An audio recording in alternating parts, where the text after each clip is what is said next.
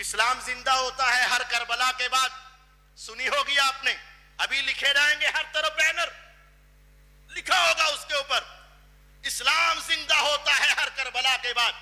یہ اس شعر کا دوسرا مصرع, پہلا مجھے آتا ہے لیکن میں اپنی زبان سے پڑھنا ہی نہیں چاہتا.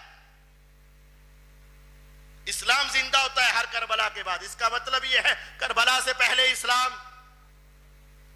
نہیں تھا, کربلا سے پہلے اسلام ختم ہو رہا تھا. یہ سوچ و فکر ڈالی جاتی ہے, لیکن یہاں رکیے. اگر اسلام زندہ کرنے کے لیے حضرت حسین رضی اللہ عنہ نکل رہے تھے تو اس کو زندہ تو مینا میں کرنا چاہیے تھا, اس کو زندہ تو عرفات میں کرنا چاہیے تھا, اس کو زندہ تو بیت اللہ میں کرنا چاہیے تھا, اس کو زندہ تو اللہ کے گھر میں کرنا چاہیے تھا, اور اس کو زندہ سب سے پہلے اپنے اہل بیت میں کرنا چاہیے تھا. ان سب کو اکٹھا کیوں نہیں کیا؟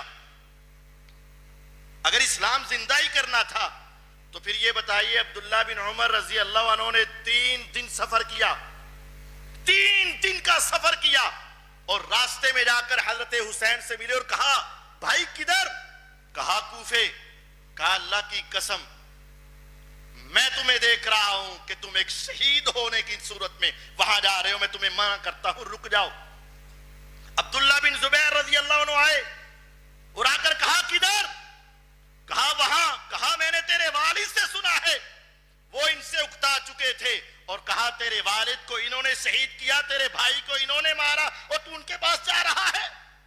عبداللہ بن عباس رضی اللہ عنہ آئے اہل بیت اور آ کر کہا اگر مجھے دنیا کے تانوں کا ڈر نہ ہو تو میں تمہارے بالوں کے اندر ہاتھ ڈال کے گھسیٹ کے تمہیں مکے میں لے آؤں اور تمہیں کوفے نہ جانے دوں.